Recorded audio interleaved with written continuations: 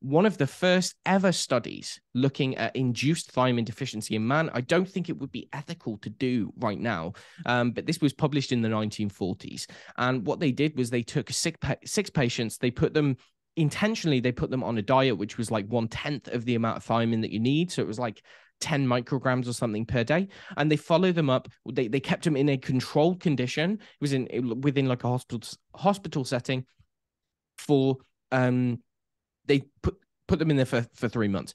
And what they found was that what they were looking for at that time, they'd heard from the Far East, from in Japan, oh, there's beriberi, there's all of these symptoms that are going to occur. So they're looking for that and seeing how long it took for these people to develop those symptoms.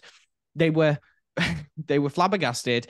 By the end of the study, no one developed those symptoms. No one developed beriberi. No one developed Wernicke encephalopathy, which they were anticipating. So they actually made the wrong conclusion. They said, oh, well, B1 can't cause this problem because these patients didn't get it.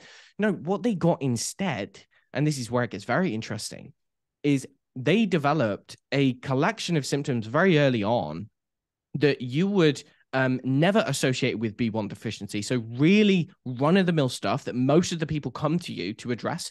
So for instance, insomnia, fatigue, muscle pain, body weakness, burning of the muscles, sometimes tingling, neuropathy, but that came much later on. But one of the most consistent findings that they found in almost everyone was that stomach output increased. So stomach acidity decreased. Okay, that was one of the first things. They all developed constipation. They all developed bloating and gas. Basically, I saw this, I was reading this, and I was like, SIBO, hypochlorhydria. What? This was known back in the 1940s, that one of the first signs of a marginal deficiency or a mild insufficiency wasn't beriberi. It wasn't this end-stage nutritional disease that everyone is looking for. No, it was run-of-the-mill common digestive symptoms: bloating, hypochlorhydria, acid reflux, etc.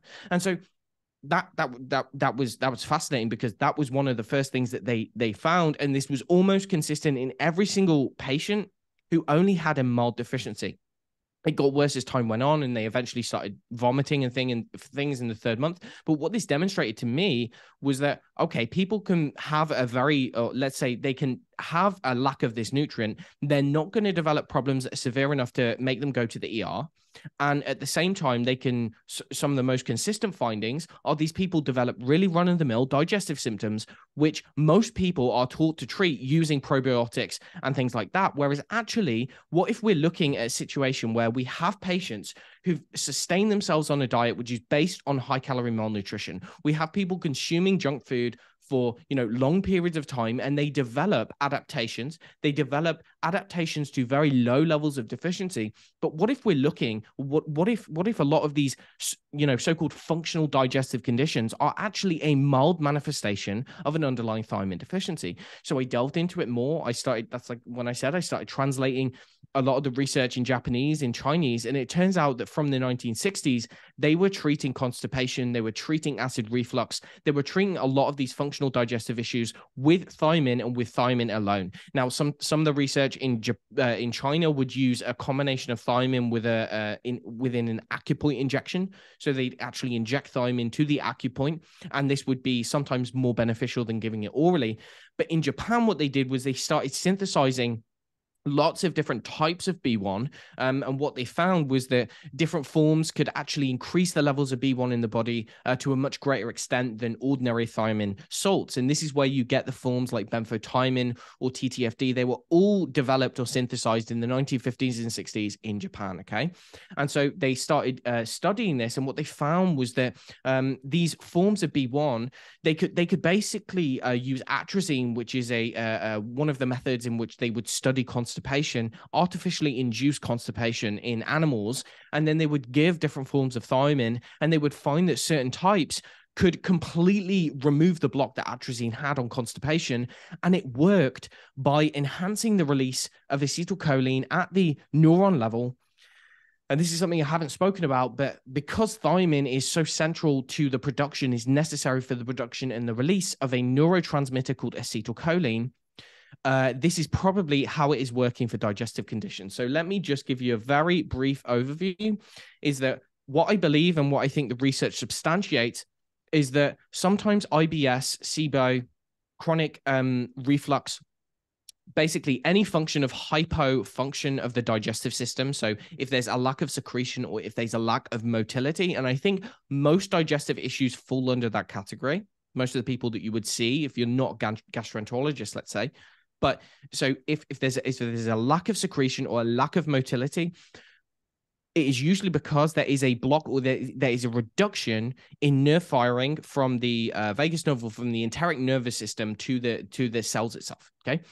Now, if we look at what the enteric nervous system uses along with the vagus nerve, what do they use? What neurotransmitter do they use? They use acetylcholine. Okay. Acetylcholine. So acetylcholine is known in the brain for improving memory or cognition, and that's one of the reasons why cholinergic drugs are being used quite successfully in Alzheimer's dementia.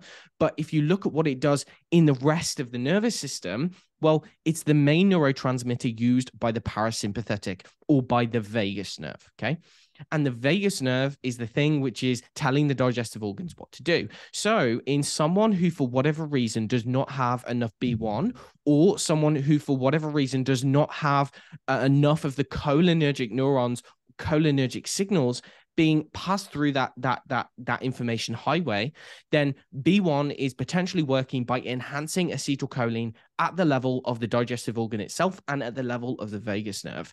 And it turns out that some of the early findings on vitamin B1, even if you go into the Japanese literature, there's a gem of a book which was published in 1960. It was translated into English, but it was all of the Japanese literature that had been done up until that point. And what they found was that in many cases, B1 deficiency, not only could it cause, or one of the main presenting symptoms, not only was it low stomach acid, but it could also be high stomach acid. And that was very interesting.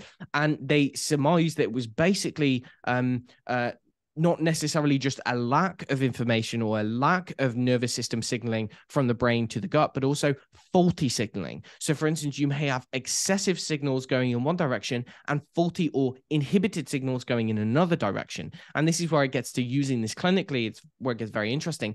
But basically what I've learned is that some people can present in opposite ways and both suffer the same problem, the root cause, which is basically a lack of nervous system signaling, but it can go either as excessive function. So for instance, excessive motility or impaired motility, excessive stomach acid output or low stomach acid output. And so it's very interesting, and it seems to come back to nervous system regulation. But even the early research on animals and in humans, they found that one of the first things that tends to go when someone is mildly deficient in B1, not only the digestive function itself, but the vagus nerve. So, and this is where it comes back to this broader umbrella of dysautonomia, which is what Lonsdale specialized in, is that if you lose proper control of the vagus nerve, which is what happens and is one of the first consequences of a lack of B1. If you lose function of the vagus nerve, then not only can you not control your digestive system, but many times you also can't control anything else. So this is where your people who have POTS, who have issues with circulation, their blood vessels don't dilate and open properly, they can't regulate their body temperature, they might get dizzy, they might get orthostatic hypotension, they might have excessive fatigue, or they might feel excessively jittery. So their sympathetic nervous system is in overdrive, or their parasympathetic nervous system is in overdrive, because they're not able to shift effectively between one and the other. And ultimately, if you look at the underlying the driver, many times it is a lack of B1. And I think it stems back to this concept of high calorie malnutrition. Many of your clients, or many of my clients at least, have gone through decades of consuming junk food, and they decide to start on a healthy diet, but that's not necessarily going to resolve, 15, 20 years of abuse to their body. And there are also many other things. If they have some kind of an underlying disease process itself, that may be inhibiting or blocking the utilization of B1. And so we end up with the same principle, that their vagus nerve stops working and that they can no longer make the right digestive their digestive system stops working. And so the symptoms that you might see, and if you look even for something as benign as acid reflux, that can in many cases be one of the first signs of an underlying B1 induced or B1 deficiency induced dysautonomia, simply because every single sphincter is being told what to do. It's being told when to open, when to close. Like I said, there is this coordinated set of events, which is miraculous when you read about it, and you wonder, like, how the hell does this happen in real time? This is like instantaneous stuff. It's crazy. The waves of contraction, the way that the stomach moves is all in like it's like an orchestra of different events, and it's beautiful and miraculous and amazing that it can even happen.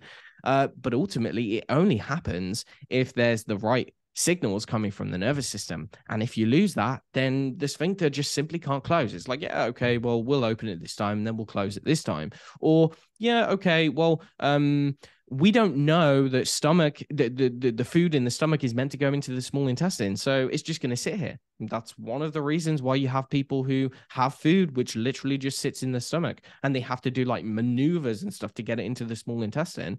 It's like, well, rather than just giving hydrochloric acid, which can come in handy, why not, in these people, it may actually be that they're just not getting the right signals. So maybe if we try and enhance the signals, this can help. I hope I hadn't gone too long there. I know there was a lot and I kind of just rambled a bit, but is that the kind of thing you understand this concept, right?